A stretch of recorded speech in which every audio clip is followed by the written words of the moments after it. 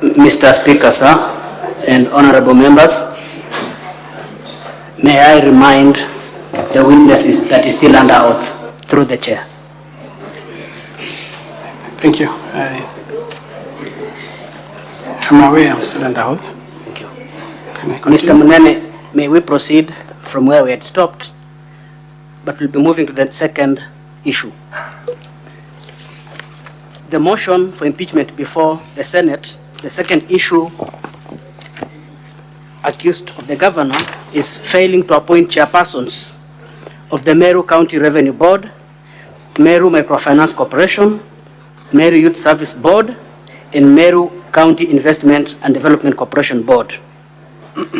What's your response to that, Mr. Munene? Thank you, Mr. Speaker and honorable members. The governor has been accusing of failing to appoint the chairpersons of the Meru County Revenue Board, Meru Microfinance Corporation, Meru Youth Service Board, and Meru County Investment and Development Corporations as required by the law. I wish to state that by virtue of the information that has come within me, that's an allegation that is not true.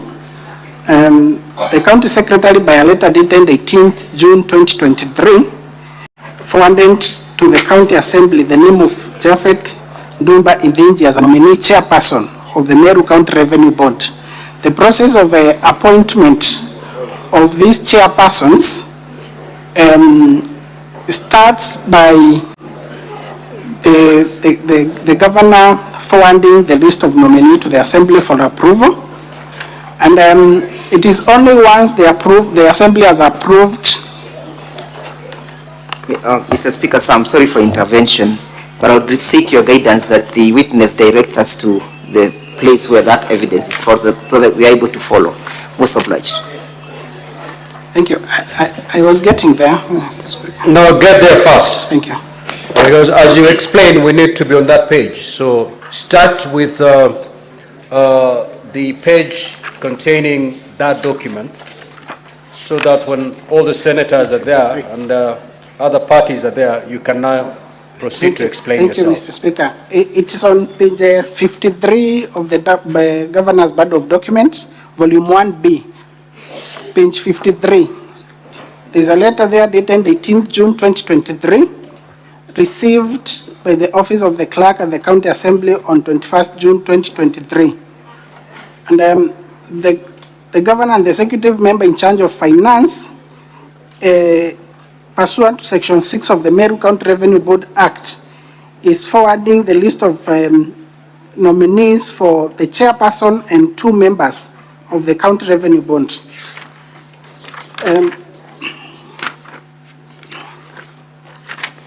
Mr. Speaker and honorable members, page 57 of the same bundle of documents, it's a letter dated 21st June 2023, received in the office of the clerk of the County Assembly of Meru on the same date. It is forwarding the list of the chairperson and 2 members for approval by the County Assembly, forwarding the list, specifically the name of Harriet Karamana Gitonga Kadhata as the chairperson of Meru County Investment and Development Corporation. Mr. Speaker, honorable members, page 58 of the same bundle of documents is a letter dated 21st June 2023, forwarding the list of chairperson and members, nominee members, for approval by the County Assembly pursuant to Section 6 of the Meru County Youth Service Act. That letter has been received on 21st June 2023, and of importance is that the name of Kimathi Mutembei Dennis is the chairperson that is being, the governor is seeking approval so that she can appoint.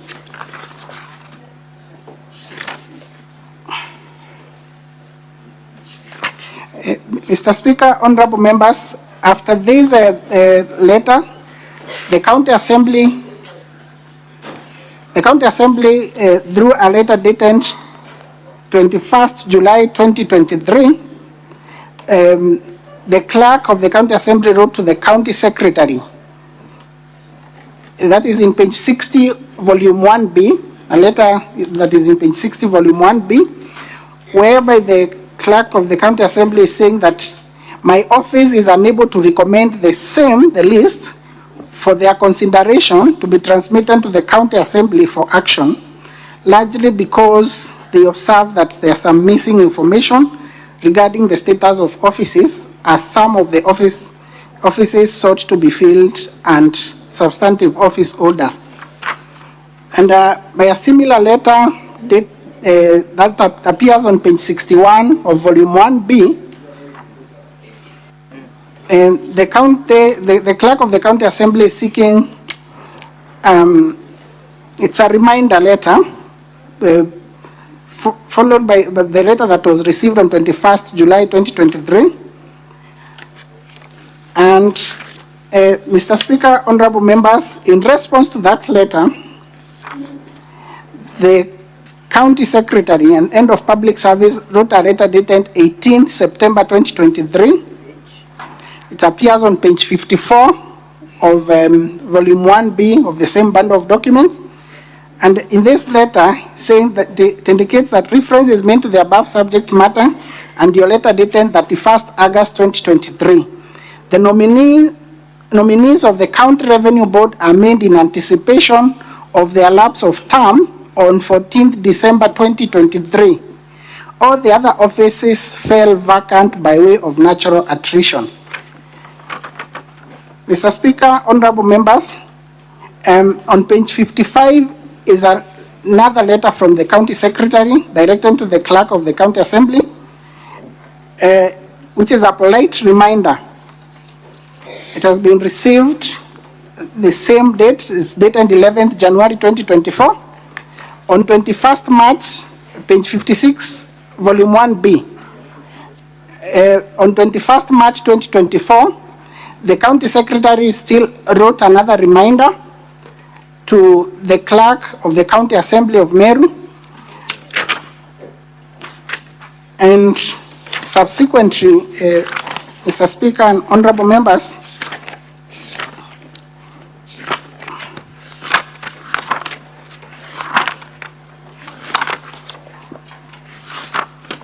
by a letter dated 15th July 2024, it's in the County Assembly's bundle of documents.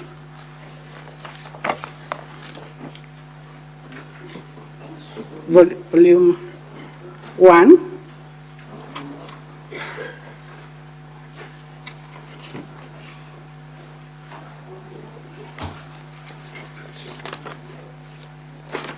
This one.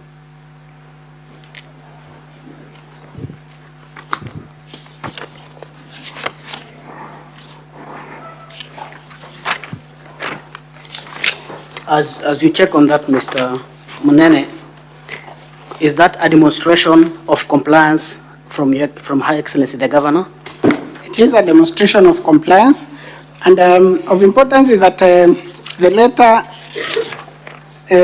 dated 31st August, that is on page 61, which appears on volume 1B of the Governor's bundle of documents, the clerk of the county assembly is indicating that they have learned, indicating that the county assembly,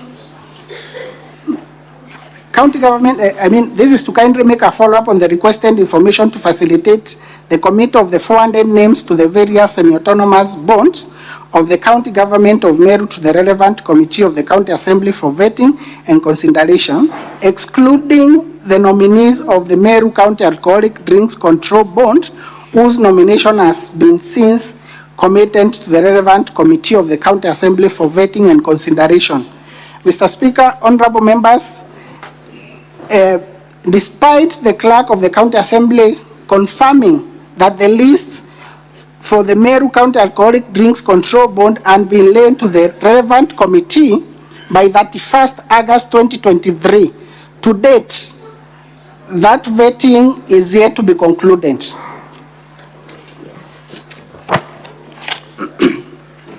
Mr. Speaker, honorable members, volume 2 of the County Assembly documents, page 60, is the letter I was referring to, dated 15th July 2024. And in this letter dated 15th July 2024, the county secretary is indicating that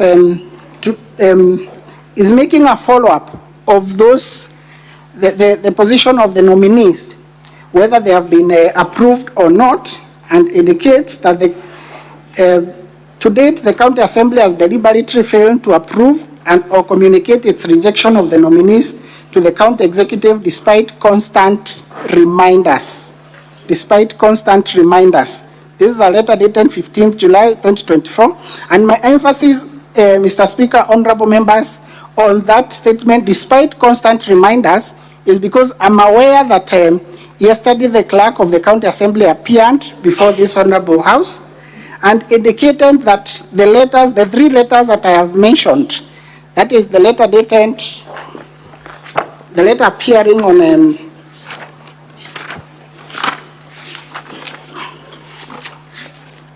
the letter appearing on page 54, 55, and 56 of the governor's body of documents, that they are disputed. Those letters are disputed. The clerk of the county assembly indicated they have never received any letter.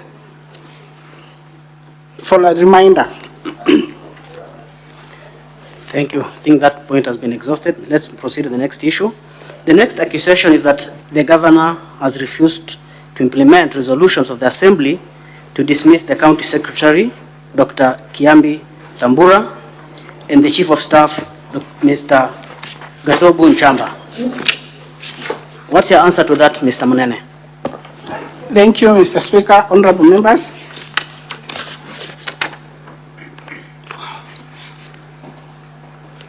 The governor has been accused of refusing to implement the resolution of the county assembly requiring the dismissal of the county secretary and the chief of staff. Mr. Speaker, honorable members, I'm aware of the information that, by virtue of the position that I hold, that once a report of the committee of the county assembly has been discussed, that report has to be tabled. Once a report has been prepared of a petition, the report has to be tabled in the county assembly, and resolutions pursuant to that report made. Thereafter, the resolutions and the answers for that sitting adopting the report is supposed to be forwarded to the executive or to the governor to implement the resolution. I can confirm that the document that the county assembly seeks to rely on do not include a resolution. They do not include any answer showing whether the report that for the joint committee was adopted by the assembly or not. So to that end, there is no resolution to accuse the governor of not implementing. Thank you, Mr. Mnene. Quickly,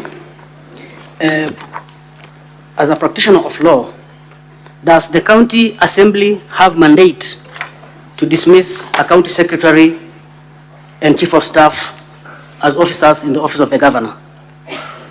Mr. Speaker, honorable members, I'm not aware of a provision in law that mandates the county assembly to dismiss the county secretary or the chief of staff.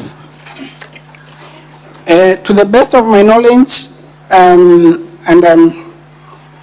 in reference to a decision of Kilifi High Court being owned by the Kilifi County government, the former county secretary of Kilifi County, the decision of that case indicates that the county assembly can only move a censure motion against the county secretary. The provision of the law, section 44 of the county government, talks of removal of the governor, the removal of the county secretary by the governor. That the governor may remove the county secretary in pursuant, subject to the terms and conditions of the contract of service. Thank you, Mr. Mnene. The next question will be, the governor has been accused of illegally dismissing Dr. Ntoiti CEO of County Revenue Board, Paul Mwaki, CEO Liquor Board, Kenneth Kimathi Mbae, Managing Director, Meru Microfinance Corporation, and Josephine Kithure, CEO, MEWAS, in usurpation of the powers of the appointing authorities. What's your answer to that, Mr. Munene? Thank you, Mr. Speaker, honorable members. First, to note that this is a ground or particulars that were presented before the previous impeachment motion, in which I appeared as a witness before this honorable Senate, and I can confirm that this was one of the grounds.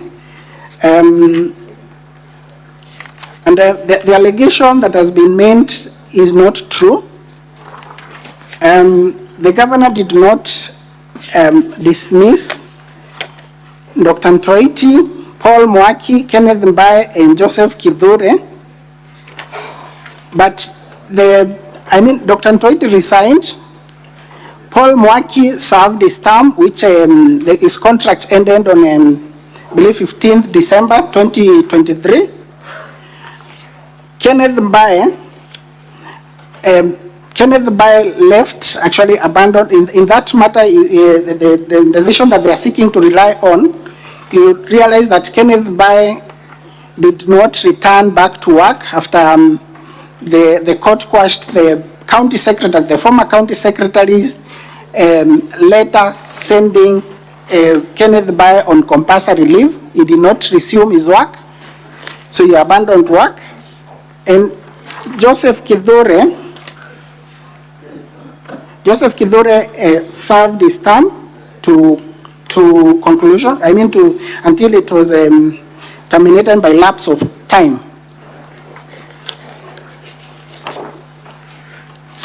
So, and also the allegation that the county government of Meru has been slapped with the 4 million in that decision. It is not true. It is not a correct observation. The county government, Mr. Speaker, honorable members, is not a party to that employment and labor relations dispute. And in the same decision, in the same order, the general damages that were granted of cumulative general damages of 1 million. Perhaps very quickly, Mr. Munene, if you could refer the House to the specific documents they wish to rely on. Mr. Speaker, honorable members, page 68 of the bundle of documents, volume 1B of the governor's bundle of documents,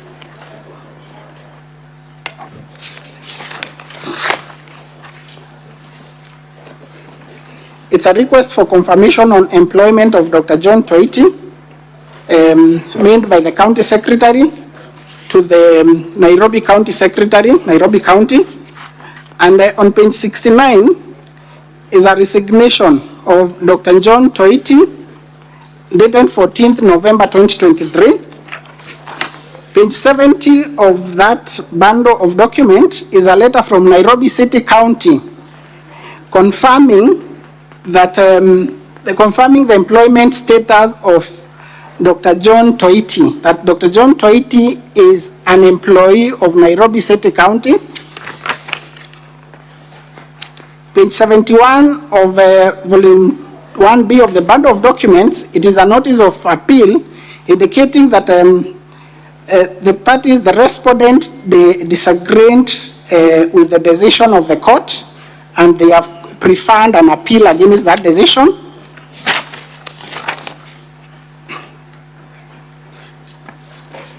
Mr. Munene, I think that is sufficient. I'll move to the final issue. The governor has been accused of having a bloated workforce in his office. What's the response to that, Mr. Munene? Mr. Speaker, honorable members, I confirm that there is such an allegation of bloated workforce, and that allegation, there was a similar allegation in the previous motion in which I also appeared as a witness, whereby the governor is accused of having a bloated workforce. There are documents on the contrary to indicate that the governor has been categorical on the issue of controlling the wage bill in the county. That is by minimizing any hiring or replacements.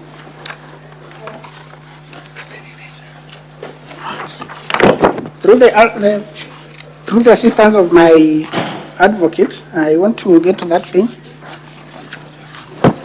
This is employment.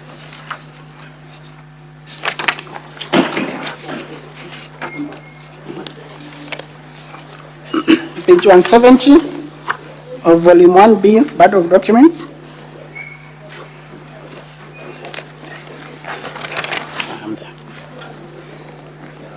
This is a letter from the secretary. It's an internal memo from the secretary, County Public Service Board, to the Chief of Staff. It is dated 17th October 2023.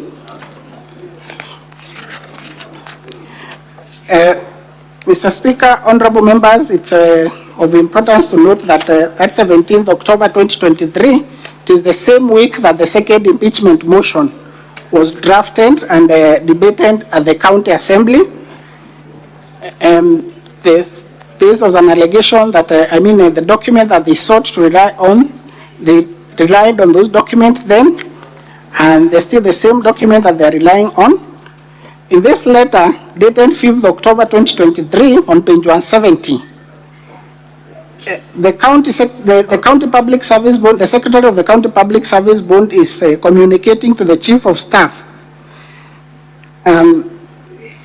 that we would like to inform you that we have exhausted the available vacancies in the office of the governor as per the Transition Authority Circular of 6th September 2013. We have concluded on the recruitment process for staff in the governor's office. Attached, please find the list of the officers who have been so far employed in the office of the governor. And Mr. Speaker, honorable members, that list has 29 employees, 19 directly under the governor's office, and 10 under the deputy governor's office. Surprisingly, Mr. Speaker, honorable members, by a letter dated 6th October 2023, that is the following day, the first letter is dated 5th October 2023. The second letter comes on, it's dated 6th October 2023, but delivered on 5th December 2023. That is after the impeachment motion. The first letter is dated, appearing on page 170, is dated 5th October, but was sent to the Chief of Staff on 17th October when it is received. The second letter is dated, appearing on page 175 of the same bundle of documents. It is dated 6th October 2023 and received on 5th December 2023. Page 175, volume 1B of the governor's bundle of documents. This letter, the bond has appointed Gitobu Tunu Gatweri as an administrative officer to replace Ellen Bahati Matilu, who left service. She will be placed in the deputy governor's office. This is therefore to give you authority to loan her into the payroll. What was the response to that? Mr. Speaker, honorable members, by a letter dated 15th December 2023, it's appearing on page 173, volume 1B of this document. The Chief of Staff responds on authority to loan in the payroll and indicates that it has been brought to our attention that by a letter dated 6th October, you have ordered the Chief Officer in charge of Public Service Management to loan a certain Gitobu Tunu Gatweri, whom you have apparently appointed as an administrative officer, employee under the office of the governor. This is a protest letter, and on page 174, the letter runs to page 174 of specific importance before this honorable Assembly and Mr. Speaker, honorable members, is that the Chief of Staff says, be reminded also that solely the governor has previously and including in the recent impeachment proceedings bore the brunt of allegations of bloated workforce under the office of the governor and is not willing to preside over further appointments and overloading of the payroll as suggested by your latest communication. And in the same memo is saying that be advised that there is an administrative officer at the Deputy Governor's office who was deployed and has been there from 23rd February 2023. So the governor is resisting any addition. Thank you, Mr. Munene. I think you have been clear beyond peradventure. Mr. Speaker, sir, I'll close there in chief. You'll wait for questions, Mr. Munene. Okay, Council for County the Assembly. witness seems to have one more issue to clarify as counsel Very well. Mr. You may Speaker, proceed. honorable members, there is also an allegation that has been raised on the issue of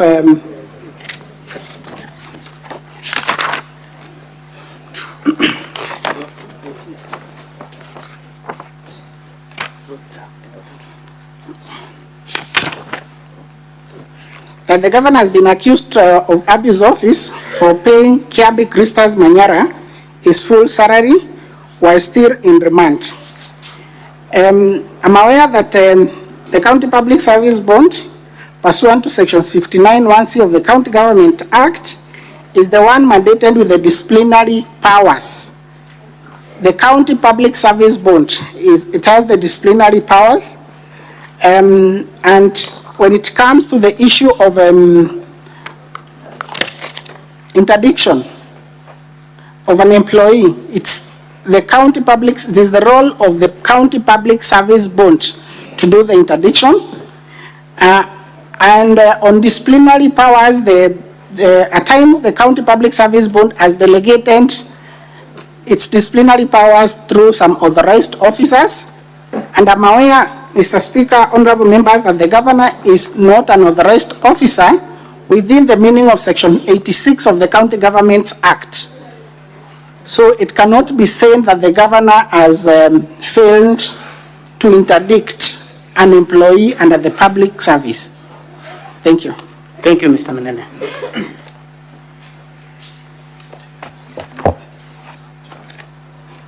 For the record, Mr. Speaker, my name is Mwangaza. I'll be taking about 10 minutes in cross. Bwana Dixon. Mr. Speaker, honorable members, yes. Yes, sir. How are you, Bwana Dixon? I'm fine, thank you. I refer you to your affidavit at page 24 of your documents, specifically paragraph 3 of your affidavit. You depone the issue of the revocation of the appointment, correct? Yes. Do you dispute that Ms. Miriti was appointed? No, I don't. Now, you have also deponed that the appointment was not legal, and you have deponed the issue of revocation of the appointment, correct? Correct.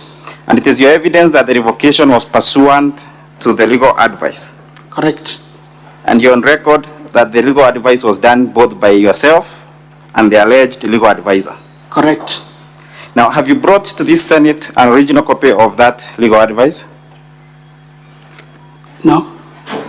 Do you have even a certified copy? No. Now, I take you to that legal advice, Bwana Munene. The legal advice is to be found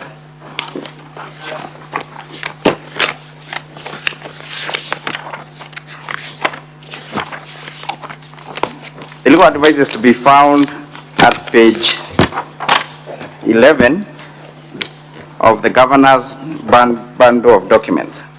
Yes. Volume 1B, honorable members. Now, in that legal advice, legal opinion, Bwana Munene, page 11, of the governor's response, volume 1B, marked as KM5. That legal advice, Bwana Munene, do we have someone signing off as who is the author of that document? At the last page, page 12. It indicates legal advisor. Do you have it reflecting the name? No, it does not reflect the name. It doesn't reflect the name of either the alleged legal advisor or your own legal or your own name, does it? It does not.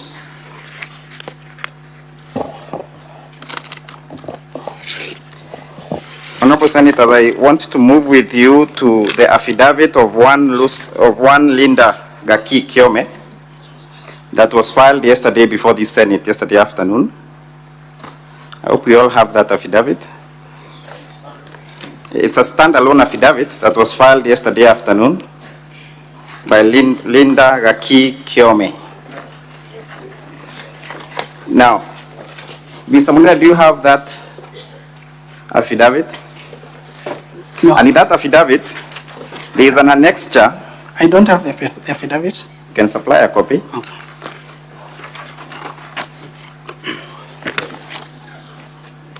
Please look at the last annexure that was applied by Linda Gaki Kiome, the notice of intention to terminate your contract. Do you have that copy, Mr. Munene? Yes, I am there. Can you read the second sentence, paragraph that starts with the word, the reason for termination? The reason for termination is due to your perennial unavailability to offer legal advice as and whenever the governor requires you. The second sentence, the sentence preceding, before that, or after that? You have also discernigned your obligation as a legal advisor to the governor and instead concentrated on your schedule as a council member of the LSK and also in the running of your law firm. Now, which Mr. you are Munene, sole stop at proprietor. that. So this is an notice of intention to terminate the contract of Linda Gaki Kiome, correct? Yes. And the reasons for termination is perennial unavailability and desertion of work, correct? Correct. And what is the meaning of the word perennial? Is it not annually, perennially? Many times. Many several times. When is the date of this letter? 26th March 2024. 26th? March 2024. Proceed to the sentence that begins with the word, when the governor. When the governor raised this concern over the same issue in December 2023, and in an attempt to amicably resolve it, you intimated that due to the exigencies of your schedule, you contemplated resigning. So, in December, which year? 2023. That means that as of December 2023, the governor already had issues with her legal advisor, one Linda Gaki Kiome, correct? It indicates so. Is that not the inference? That is what it infers. Now, I take you back to the internal memo, Mr. Sorry, before I take you back to the internal memo,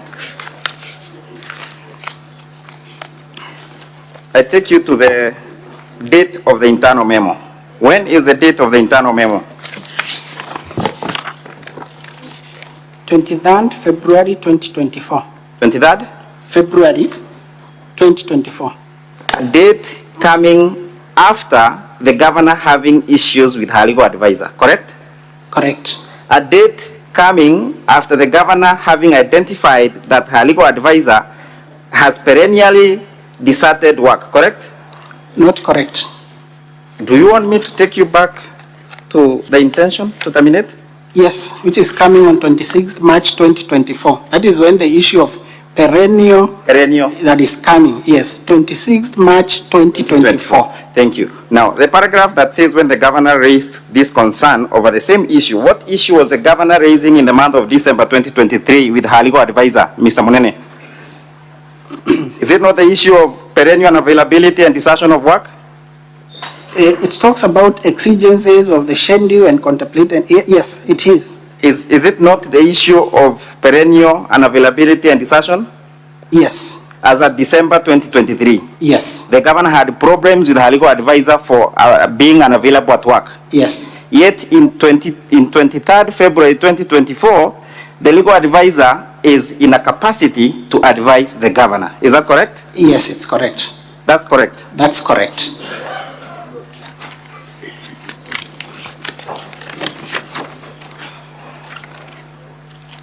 Now,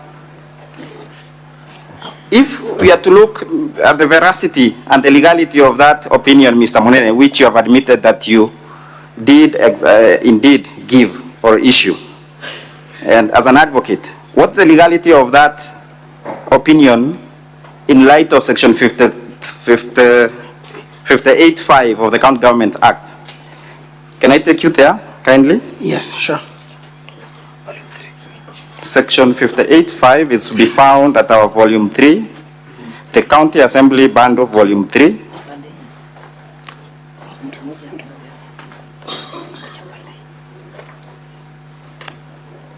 The County Assembly Bundle, volume 3, at page 51. At page 51. Page 50 and page 51, section 58 is about composition of the County Public Service Board. Mr. Munene, can you kindly read section 58.5 of the County Government Act? I am not there yet, so if you could be assistant with a copy. Kindly. Thank you. Page 51.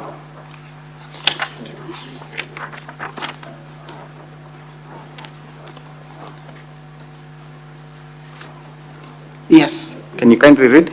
The members of the board may only be removed from office on grounds set out for the removal of members of a constitutional commission under Article 251(1) of the Constitution, and by a vote of not less than 75% of all members of the County Assembly. That is the process of removing a member of the board, correct?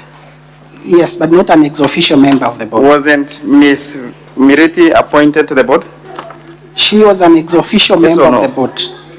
Is she not a secretary? She's a secretary. Does this fly on the face? Sergeant at arms.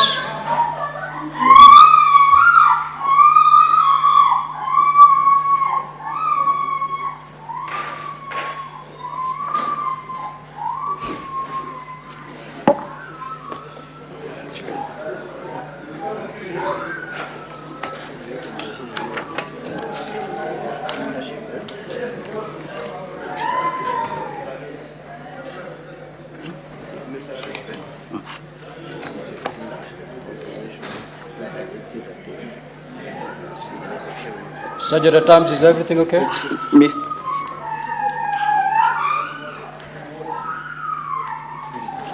I hope my time was post, Honorable Speaker. Now, Mr. Munene, it's your evidence that the... Just hold on, Council. Sorry, Mr. Speaker.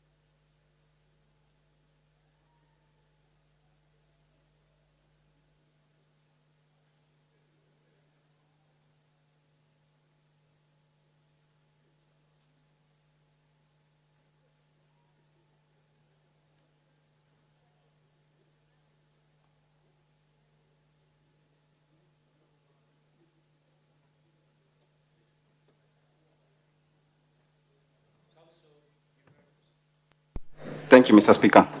Now, Mr. Munene, it is your evidence that the secretary is an ex-officio member. Yes, Mr. Speaker. Can you kindly look at page 50 of the same volume 3 band of the County Assembly, section 58(1) on the composition of the board? Are you there? Yes, I am there. What is the composition of the board? The County Public Service Board shall comprise a chairperson appointed in accordance with section 58A, at least. C, specifically C, go to section 58, subsection 1C. I'm on 58, at least 3 but not more than 5 members appointed in accordance with section 58A, a certified public secretary. A certified? Public secretary. So is a certified public secretary a member of the board? An ex-officio member. But a member of the? An ex-officio member. Where is the issue of ex-officio on section 58(1)C? Because Constrain yourself to that section. Is a secretary a member of the board? Yes or no? Yes. Now, in respect of section 58(5), is the procedure depicted under section 58(5) the procedure for removal of the secretary? Correct? It's for the members of the board. And the secretary, correct? Article 251. No. Mr. Munene, section 58(5), the members of the board may only be removed from office pursuant to section 58(5), correct? Yes, and Article Correct? 251. Yes or no? Correct. Now, in respect to the legal opinion, doesn't that legal opinion that you claim to have given fly on the face of section 58(5) and article 251? Yes or no? No. Now, Mr. Munene, I take you to the question of boards as paragraph 6 of your affidavit. You've deponed that the letter by the county secretary dated 18th June 2023 was forwarded to the county assembly in the name of Japhet Dombi, correct? Correct. Were you copied in those letters? Were you copied? Take me to the letter, I'll confirm whether I was copied or not. Honorable Senators, the said letters are to be found at volume 1B of the governor's. Order, honorable senators, there is a lot of loud consultations. Kindly, let's hear the witness in silence. Volume 1B, the governor's bundle, is marked as KM9A at page 53. Yes, I am not copied in that letter. That letter dated 18th June, are you copied? I am not. How did you become aware? By virtue of my position as a county executive committee member. How did you become aware? Were you copied? I am not copied in the letter. How did you become aware with the information? By virtue of my position in the county executive. Who informed you? Yeah. Who informed you? The county secretary. Is he testifying in this Senate today? No. Now, there was a response that you responded to the various requests by the county assembly, particularly the letter by the clerk seeking clarification on the missing information. That letter is to be found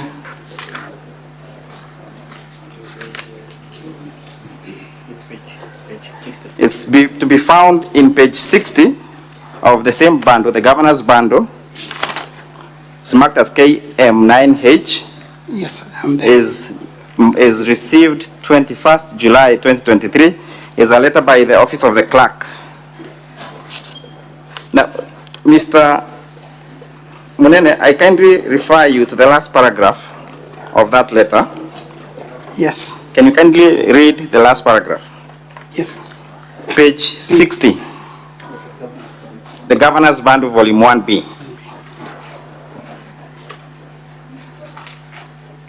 Kindly also feel free to provide any other additional information regarding the nominations that may facilitate the county assembly to effectively discharge its mandate.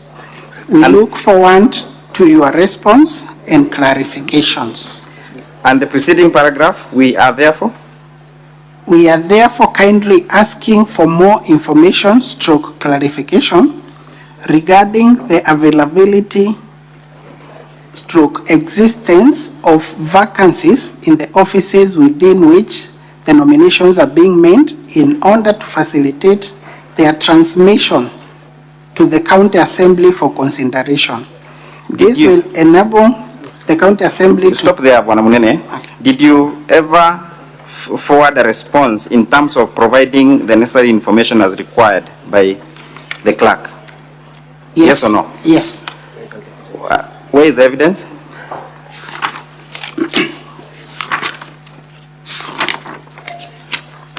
Kindly take us the evidence, quickly. It's on page 54, volume 1B, Governor's Band of Documents.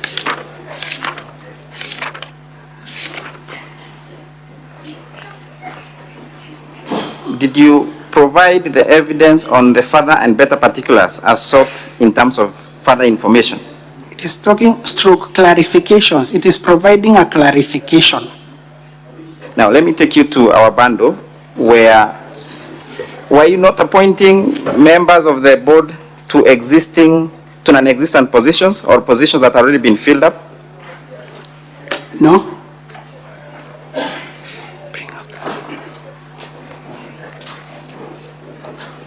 Honorable members, we are referring to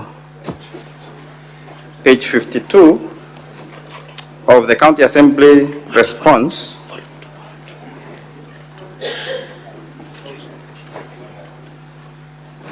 Volume 2, Honorable Senators.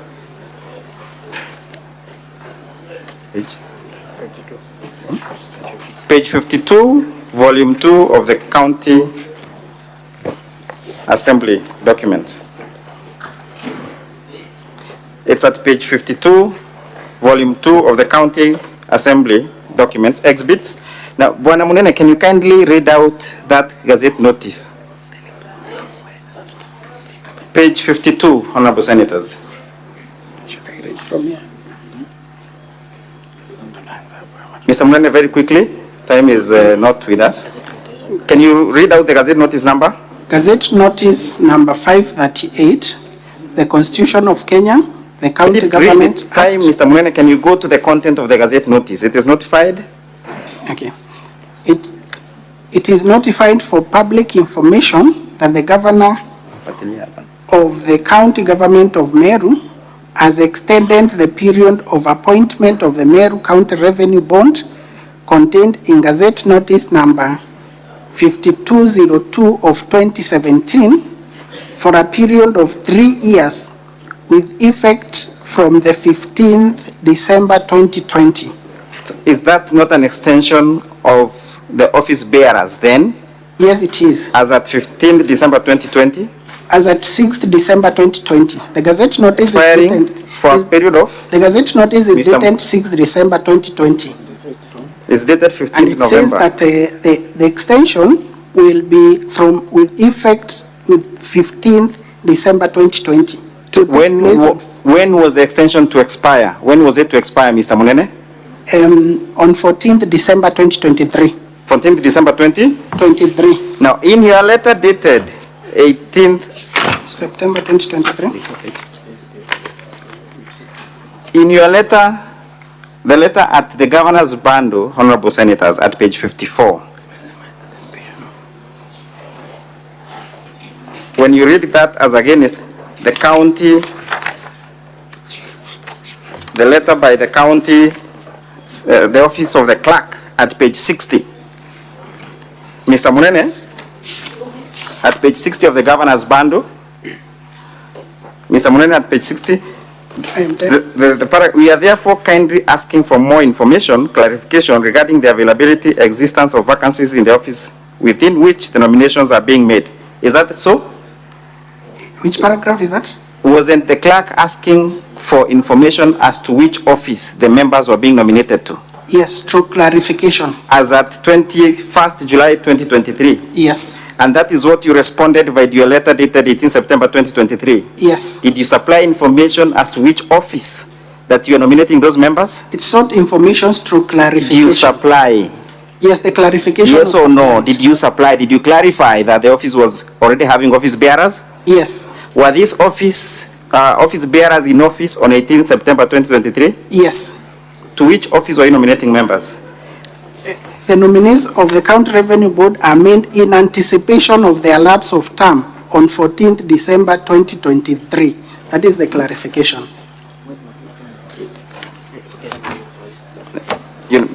Mr. Speaker, I cede my few minutes to my colleague, Mr. Kawira. And Mr. Ndego. Mr.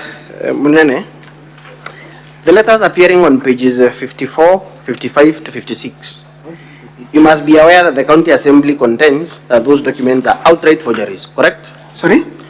The documents appearing from pages 54 to 56 of the Governor's Volume 1B, you are aware that you contend that those documents are forgeries, correct? Yes, And because his allegation was brought out yesterday, Yes. and the clerk was here, yes. have you sought the leave of the Speaker or made any attempts to bring the delivery note of these 3 letters that you purport and that you say you are aware they were received by the office of the clerk? No, You've not made such an attempt. we have not made the attempt. Okay. Is it a coincidence that these 3 letters, and Mr. Speaker, I do not purport to be a forensic examiner or a forensic expert or a document examiner rather, but is it a coincidence that these 3 letters that were in different months, in fact in different years, is it a coincidence that the 3 of them were stamped on the same place, different months, different years? What do you mean by same place? Just look at the letterhead of those 3 letters. They are stamped on different pages, Stamp, yes, but same place, correct? not same. Okay, I'll leave the honorable senators to draw their own conclusion. Mr. Munene, you said that there is a requirement that the County Assembly actually table and adopt a resolution with respect to petitions that are made by members of the public. Is that your position? Sorry? Is there a requirement, or what is your position with regard to, was there a requirement rather, this is the question, was there a requirement that a resolution be passed by the County Assembly for the removal of those officers? That is the Chief of Staff and the County Secretary, pursuant to that public petition. Is there a requirement in law? The requirement is that the resolution, the report is tabled to back to the County Assembly. No, is there a requirement? Because you say that there is a requirement that a resolution be passed by the County Assembly. That there is debate and a resolution passed. Is there such a requirement in law? The letter makes reference to resolutions of the Assembly, not of the committee, of the Assembly. Yes. Let me refer you to that report. That is Honorable Speaker, that is volume 2 of the Assembly documents, the exhibits in support of the impeachment motion, at page 140. Page 140 of volume 2 of the County Assembly documents. At 5.2, you will see the committee's recommendations. Is that the Assembly or the committee's recommendations? These are the committee's recommendations. And what is recommendation number 2? That the governor do dismiss the County Secretary and the Chief of Staff, correct? Yes. I'll refer you to our volume 4. Our volume 4, Honorable Speaker, the County Assembly documents. Volume 4, that is at page 295.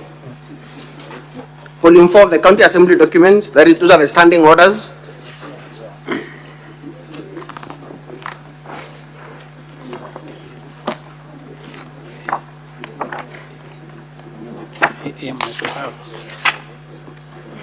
Are you there?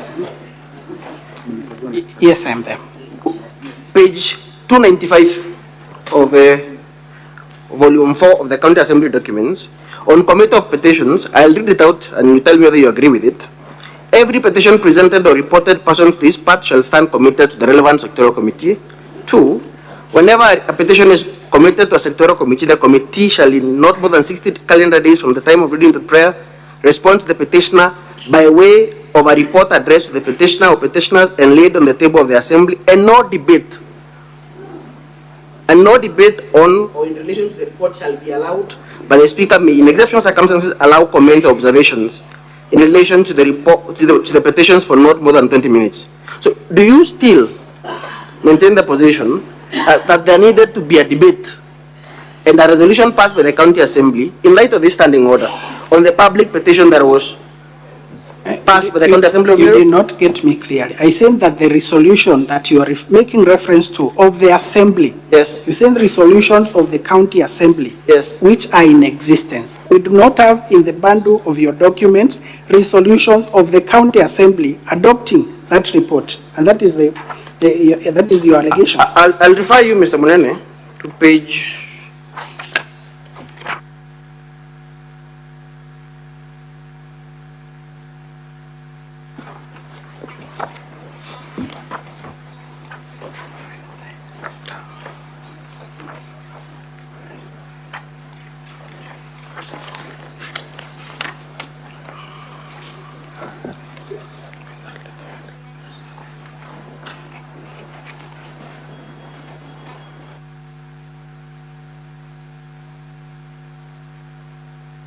Of volume 2, that of volume 2 of the county assembly documents. Honorable Speaker,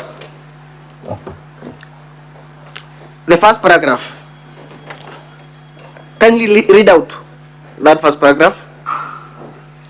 Reference is made to the above mentioned subject matter. The second paragraph, I'm sorry, the second paragraph. On Wednesday, 13th December 2023, during the afternoon sitting, the Joint Committee on Labor, Public Service and Social Welfare and the Committee on Justice, Legal Affairs and Cohesion presented and laid their response to petition number 5 of 2023 by way of a report of their findings on the alleged gross violations of the Constitution of Kenya 2010 and other statutory laws by various county executive committee members and chief officers within the county government of Meru to the assembly. Mr. Munene, what is irregular about this communication by the clerk to the petitioners in view of the fact that that report was laid on the floor? The allegation here is on the county secretary and chief of staff. This particular paragraph I have read does not even mention the county secretary or chief of staff. It is talking about county executive committee members. It is the heading. It is a response to which petition? Petition number 5 of 2023, correct? Let me read. It is petition number 5 of 2023, correct, Mr. Munene? Mine is not clear. Honorable Speaker, I think the witness is now filibustering. I'll end it at that. I'll leave. No, he just said his copy is not clear, and therefore he couldn't read it. Just provide him with a clear copy. We conclude this. Very well.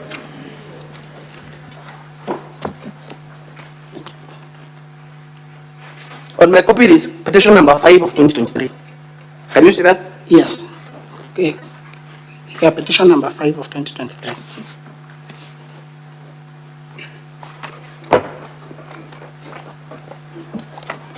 Mr. Munene, to the best of your knowledge, is that the petition that was presented by 1611 members of the public? Sorry? To the best of your knowledge, Mr. Munene, is that the petition that was presented by 1611 members of the public with respect to all these officers, chief officers, CECMs? Yes, it is. And the county secretary as well? Unless I confirm. Unless you confirm. Yes. I'll leave it at that, Honorable Speaker. Excuse me.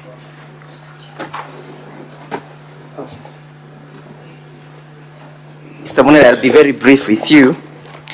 Kindly confirm that prior to your admission as an advocate, you underwent a rigorous training in the advocates training program, correct? I confirm. And that during that training, you must have interacted with a topic called legal drafting, correct? Legal drafting? Must have been trained in legal drafting, correct or not correct? Correct. And as such, I refer you to the opinion by the questioned opinion by Advocate Linda. In that drafting, you are taught on how to do legal document, correct or not correct? Correct. For example, you are taught on how to draft a letter, yes? Yes. And any other legal? And any other legal correspondence, correct? Yes. And you are told the characters that must appear on any legal document, yes? Not all. You are taught on the characters that must appear on any legal document, yes or no? Yes. And as such, in any legal document, there must be an identification of the person drafting that document, yes? Yes. Kindly look at that document. I am on it. Does it bear the person drafting it? Yes. Look at where the signature is purportedly embossed or placed. Does it bear the person drafting it? Yes. Legal advisor. No. What is the name of the person who drafted that document? The name is not there, but the title is. That is not there, correct? Yes. That is what you are taught in law school, yes? Yes. Thank you. Let me finally ask you one more question. You communicated to the Senate that you also act as a legal advisor, correct? Sorry? You said that you advised the governor. Yes. In conjunction with Linda on how to deal with that issue of the CEO, correct? Yes. And that you acted as a legal advisor, correct? Yes. What is your job description? What is your job description, Mr. Munene? To advise the governor. What is your constitutional job description? Are you a legal advisor or are you a CEC? I am a CEC. You are a CEC. Yes. Who also doubles up as a legal advisor, correct? That is part of my. I'm asking who also doubles up. Yes. So you have two job descriptions, correct? Part of advice. You have two job descriptions, Mr. Munene. No. Kindly look at the TA, Transitional Authority document appearing on volume 3, volume 2, at page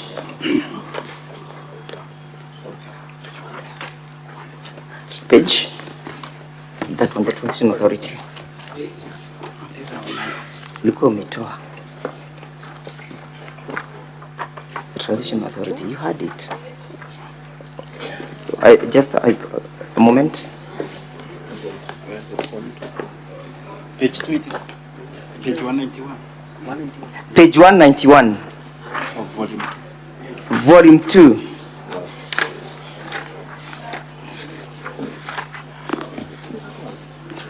See that one? See here. Okay, just get it. But before we go to that, as I look for it, Mr. Munene, you are aware, Mr. Munene? Yes. 176. Wachana na katiba, haiko hapo. It's the act. One. Page 178, Honorable Senators. You are aware that there was a transitional authority that was constituted that was to oversee the transition from the local government to the county government, correct? I'm aware. And that during that particular of trying to formulate the county government, they issued a communique dated 16th of September 2013, correct? Correct. And that document creates the offices that were to work under the governor's office, yes? Yes. And that you as a CEC is part of what is contemplated, yes? No, it is not. CC is in the County Government Act. It's not in the transition. Honorable Senators, I'm looking at page 108 or 180 of that document. Yes? Volume 2, page 180. Mr. Munene? Yes, I'm there. Can you see where there is a provision for the legal advisor? Yes. Are you the legal advisor to the governor? No. Thank you. No further questions.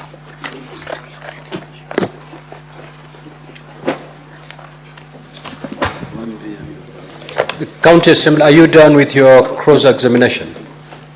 Yes, Honorable Speaker. Okay, the Council for Governor, you may re-examine your witness.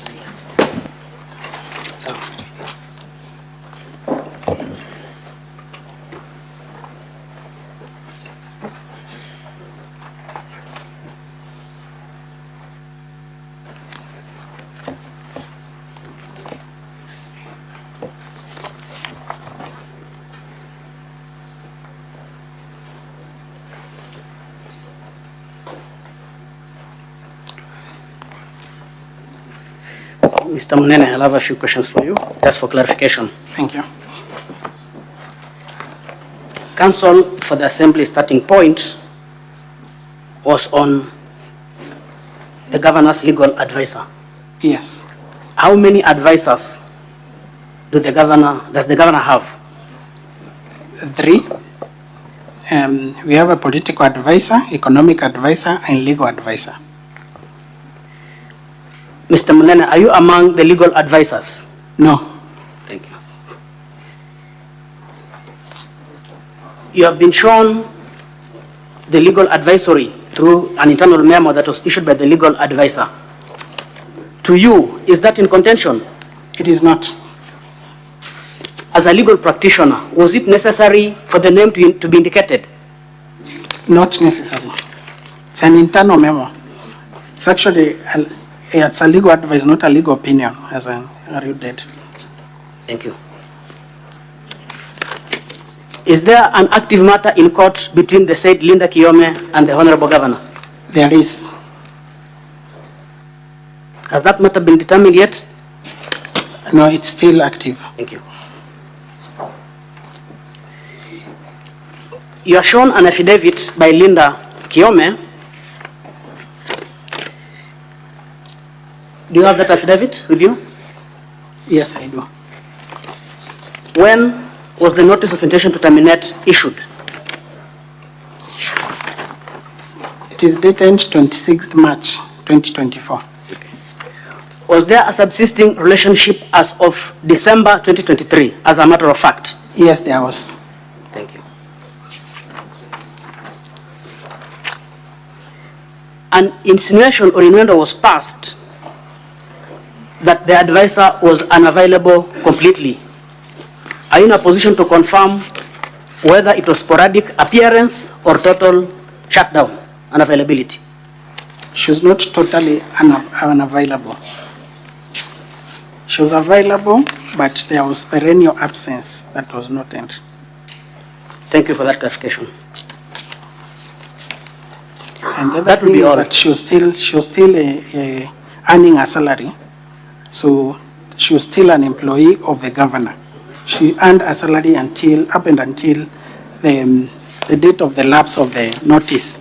She was an employee until 30th April 2024. A legal advisor. Thank you, Mr. Mnene. That will be all for this witness.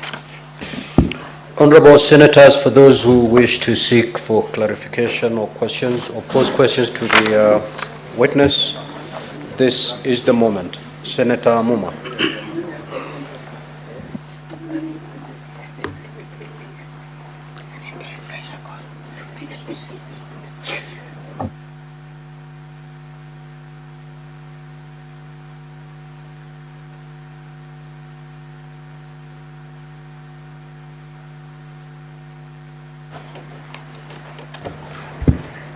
Thank you, Honorable Speaker. I have some 2 or 3 questions to you, witness. The first question relates to charge number 1. Is there a difference between revocation and dismissal or removal from office? That is question number 1. Question number 2. Is the Secretary or CEO of the Meru County Public Service Board an ex-officio member, or they are a member they are a voting member of that board? And then finally,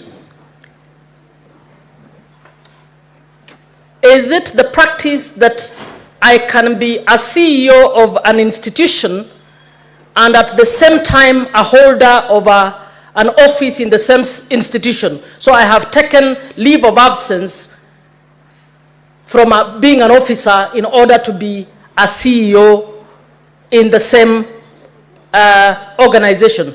Is that part of good governance practice in human resource? Thank you. Thank you, Mr. Speaker, honorable members. I start with the first question on revocation and dismissal. Those are, in my opinion, and which I believe is the opinion of the law, revocation is different from dismissal. An appointment is made pursuant to certain condition precedents of qualifications. And the moment the appointing authority realizes that those qualifications have not been met, they have that residual right to recall the appointment, which is technically revocation. It is recalling an appointment. Dismissal, it's a dismissal pursuant to Section 41 of the Employment Act. Thank you. The other question on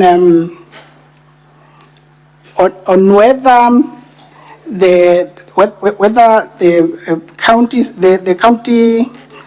the secretary of the county public service board is an ex officio member or a voting member, I confirm that the county secretary, the secretary of the county public service board does not have a voting right in the county public service board.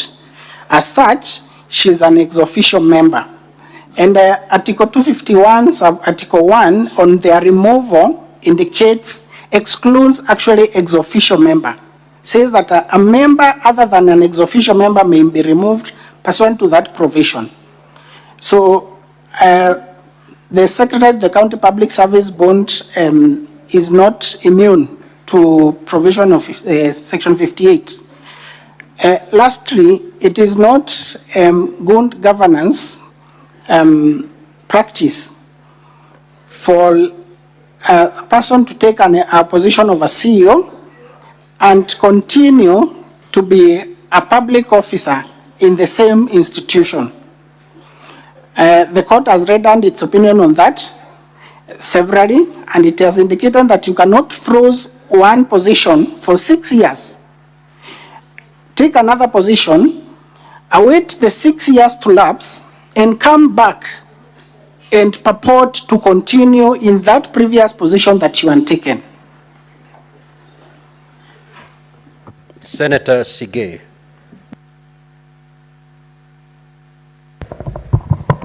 Thank you, Mr. Speaker.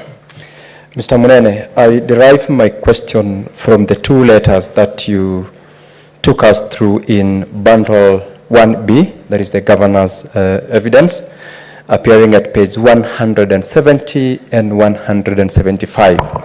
The first one letter received on dated 5th of October 2023, received on the 12th of October 2023.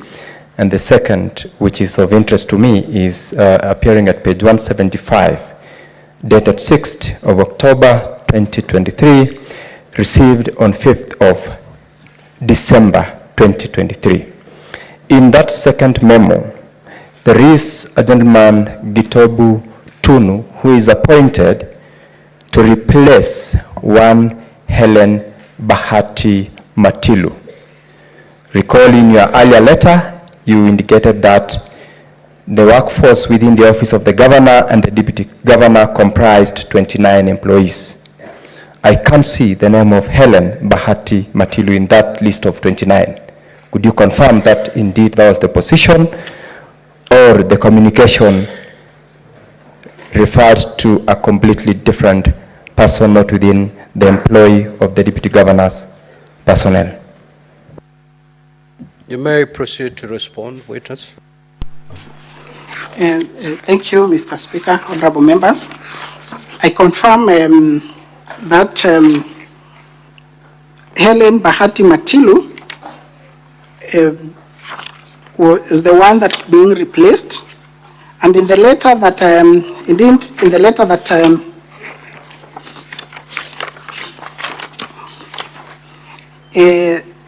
that appears at page 173, it's of importance, the last paragraph indicates that whereas no request for appointment of an administrative officer was made from myself as the Chief of Staff under the Governor and Deputy Governor, be advised that there is an administrative officer at the Deputy Governor's office who was deployed and has been there from 23rd February 2023. To put this in context is that the Saint Ellen Bahati Matilu her appointment had been revoked for having not genuine academic certificates. After the revocation, an administrative officer was deployed to that office of the Deputy Governor. And that is what it is confirming, that from 23rd February 2023, that administrative officer was in that office. Senator Mogeni.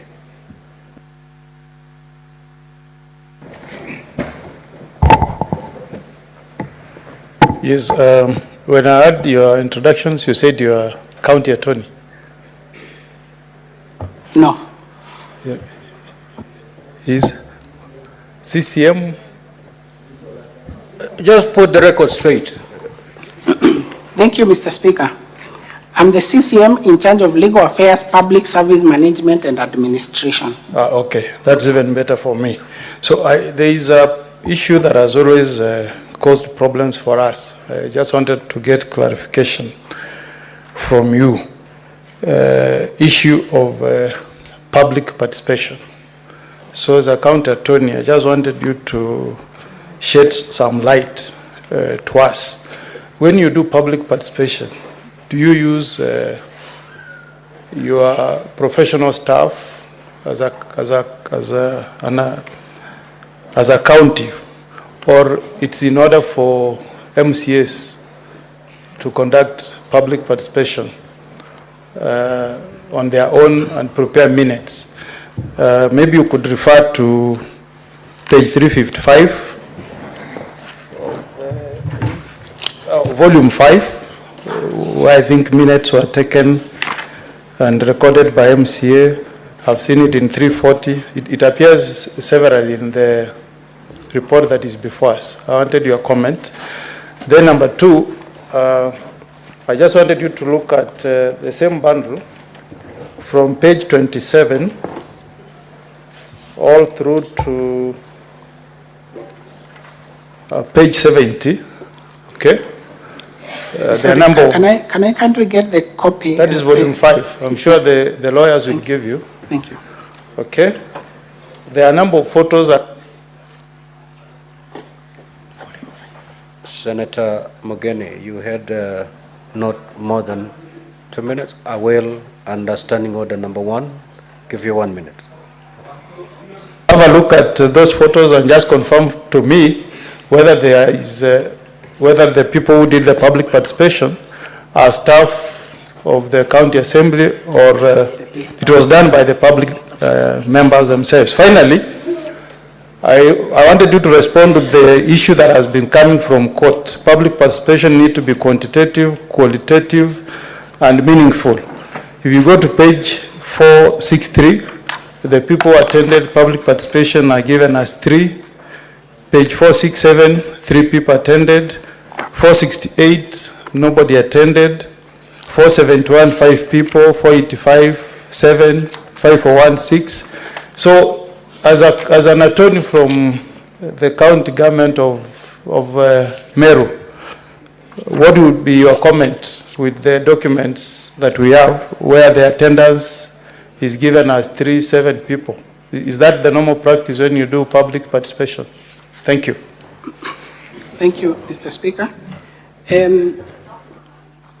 Public participation, ordinarily, when it comes to the impeachment of a governor, is carried out by the staff of the county assembly. Although, under the county government, we have a Directorate of Public Participation and Civic Education, which is at the county executive. So I believe probably because of perceived conflict That is why the county assembly prefers to carry out public participation using their staff, the county assembly staff. In my opinion, and I believe in the opinion of the law, there has been a decision on public participation. I believe the decision that was legalizing the Finance Act 2023 to majorly dwelled on public participation. It means to be qualitative, quantitative, and there has to be a report to the parties or to the participants. They need to know what is the outcome of this public participation. Public participation means there are some number of pages in the document that has been computed. You find that there are few participants, 1, 2, 3. Others, like the document that I'm in, page 468, it appears that it has not been recorded as having any participants. I believe it's due to the exigencies of time within which the county assembly has to process an impeachment motion the moment that it has been tabled. They have to carry out public participation within 7 days, and they have also to debate that motion between 7 to 10 days, within 7 to 10 days. So in this particular case, public participation was allegedly carried out during the same day, on one day, in the 45 warrants. And a notice that was given for that participation was I think it was a 4 days notice. So the reason why that why we have a very low turnout, I believe partly is because of the short notice, and partly also because, probably those who decided to abstain did not support the motion. Senator Chirange. Thank you, Mr. Speaker. Mr. Witness, in Kanata Dixon Munene, in LSK portal, you have indicated that your workplace is Okubasu and Munene Advocates. Why is it so? And your CCM of Meru, you are the CCM that has been appointed to serve in Meru, but in your LSK portal you have indicated that you work at Munene and Okubasu Advocates. Can you clarify that for me? Secondly, on the issue of the legal advisor, yesterday she contested that the legal advice or the letter that was being purported, being tabled as the memo, she didn't sign. And in her submission, she said that she needed to brief you before briefing the governor as a legal advisor. Number 3, and finally, Mr. Speaker, sir, when you look at the letter by transitional authority, the governor has been given personal staff. In your affidavit, you have indicated that the governor has pushed to reduce the number of staff. But quick assessment in page 171, 1B, volume 1B, governor has 4 drivers, so I presume he has 4 vehicles, and he has 5 support staff who are not indicated. Is this in line with the circular that was issued with transitional authority in your submission? Finally, under the same letter, the all correspondence and communications should be and must be the county secretary. Are you the county secretary of Meru? Are you the CCM? Or are you the legal advisor? Can you clarify? Because you have witnessed in letters that has not even been copied to you as the CCM in charge of legal affairs. I thank you, Mr. Speaker, sir. Witness, proceed to respond. Thank you, Mr. Speaker. I start from the portal that appears, indicates that I practice in the firm of Okubasu and Munene Advocates. That was my former workplace before I joined the county executive. I need to follow up with the LSK to make the changes. I note that they have not been made there. 2, on the issue of, sorry, I seem to have lost the trail of that.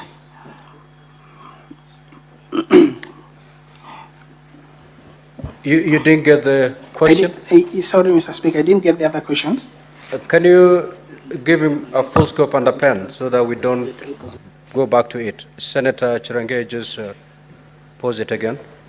Mine, Mr. Speaker, quickly, under page 171, volume 1B, the letter that has been part of the evidence, in the breakdown of governor's personal staff, there are 4 drivers, so I presume there are 4 vehicles, and there are 5 staff that their job description has not been indicated. So the question should be, in your affidavit, you have indicated the governor is trying to bring down the wage bill. And finally, the final question was, under the same letter by the Transitional Authority, all communications and correspondence should be and must be through the county secretary. So my question is, are you CCM in CCM? Are you county secretary or are you legal advisor? Who are you in Meru? It looks like you are the king of Meru and we don't know. Thank you, Mr. Speaker. Thank you, Mr. Speaker. It is indeed page 171, volume 1B of the governor's documents. It indicates that there are the governor's 4 designated drivers. I believe the governor has 3 vehicles. There has to be a reliever. There is also the issue of the support staff. That is as per the Transitional Authority advisory, which talks of support, a few support staff. On the issue as to whether I am the CCM, the county secretary of the King of Meru County, I confirm that I am the CCM. I'm not a county secretary. There is a county secretary by the name Dr. Kiambi Aderu.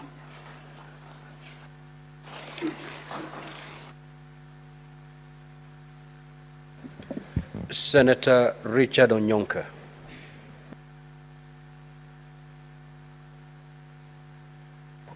Thank you, Mr. Speaker.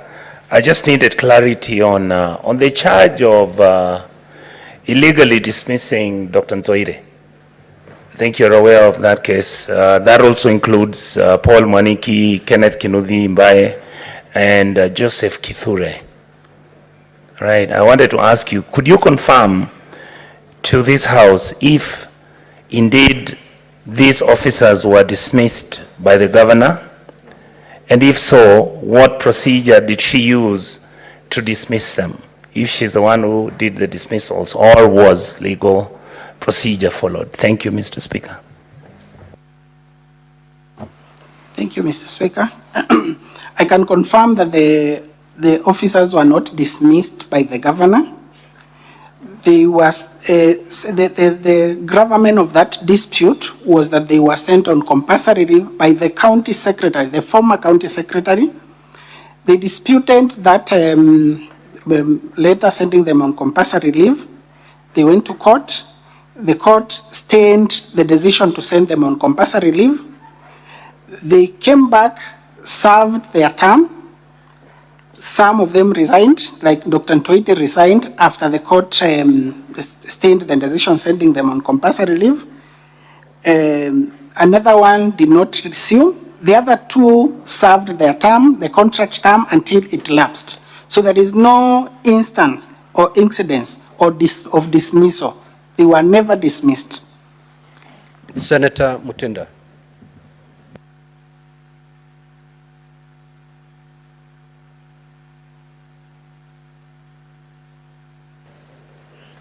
Thank you, Mr. Speaker. In regards to the letter by the legal counsel, Madam Linda, she was here yesterday. She really did indicate that, according to her, in short, this letter is just fake. And in her qualifications, she cannot actually put the composition of the wordings. I listened to you, and you also, at some point, really acknowledge that the standard of this letter is not to a level of a qualified legal person. At this point, are you on the same page with Madam Linda that truly this letter looks or it is fake? And secondly, there has been issues in some of the positions, case example, the chair positions in different boards, that there are no appointees. in your acts, it is key and mandatory to have chairpersons who form the composition of any committee. What was your legal advice to the governor as far as case example, the County Revenue Board, which up to date does not have a chairperson? Thank you, Mr. Speaker.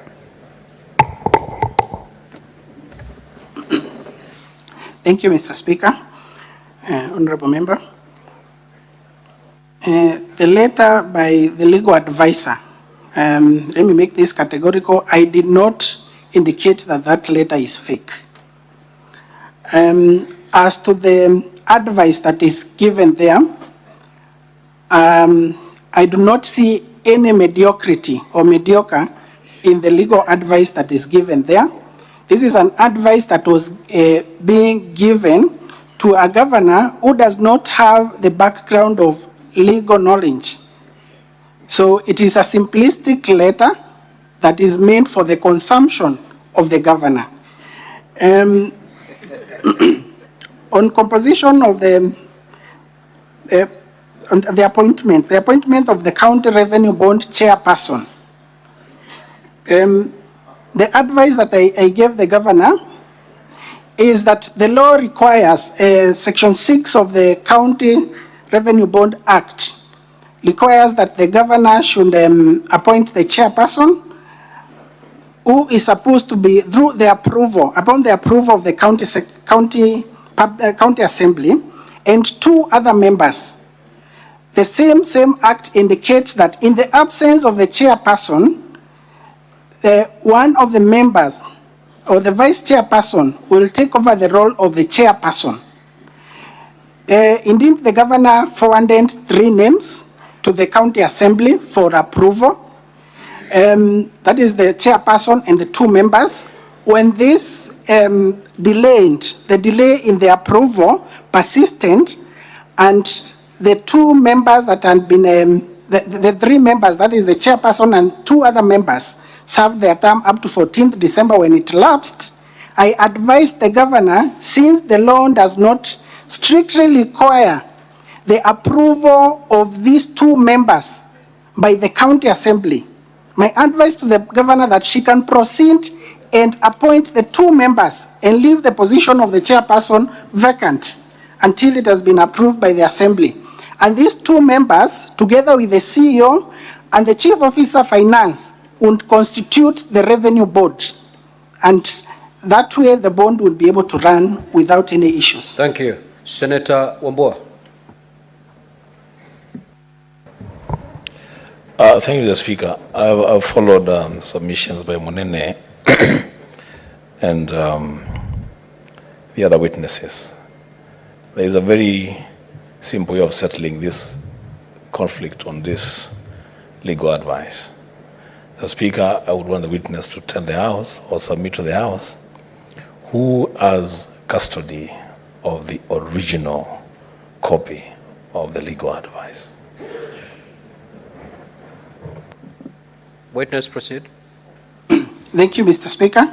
We can endeavor to get that a copy of the original copy, indeed from the office of the governor. I believe it is this private secretary. Mr. Munene, you know we have to conclude this hearing by today. And you knew that that particular legal advice was there was a lot of contention that was surrounding this particular piece of legal advice. In the morning, the County Assembly Council, in fact, made an application that the original copy be produced. And I ruled that that will be handled when the team of the governor will get to the space where they will want to rely on that particular legal advice. If that legal advice is still your evidence, then before we close, it must be looked at by the honorable senators so that we conclude this debate as to whether it is fake or is not fake.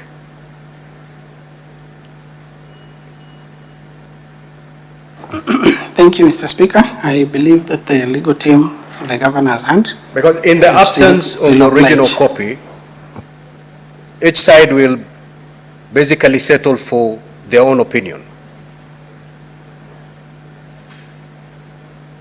Thank you, Mr. Speaker. Yes, Senator Wambua. Mr. Speaker, I do not want to guide you on this, but I would request that you give that as a directive, that at a point that is appointed by you, that advice then should be made available to us so that it helps us to make a decision. I think. I will not direct the team of the governor on how best to present their case. If you feel withholding the original makes your case stronger, then so be it. If you feel by producing the original makes your case stronger, then so be it. It's really within your powers. Mr. Speaker, sir, I'm humbly guided by your directions and the discretion for the defense team to avail or not to avail. But I was making a humble request that in the event the same is availed, that you grant the county assembly an opportunity to recall that particular witnesses for purpose of identification of that document. I am most humbled. Very well. Senator Mungatana.